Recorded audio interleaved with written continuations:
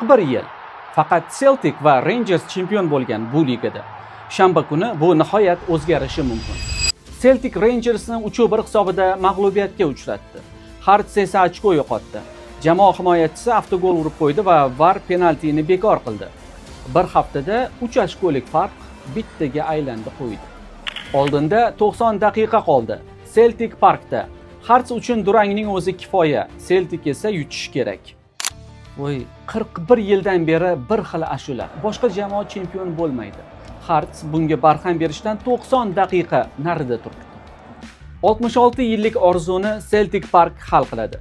Shanba oqshomi Shotlandiya futboli 41 yilda o'zgarishni eplay oladimi yoki yo'qmi degan savolga javob izlab ko'radi. Topa olmasa, yana hammasi o'z holicha davom etaveradi. Ko'zingizni uzmang. Ta'qibda qoling.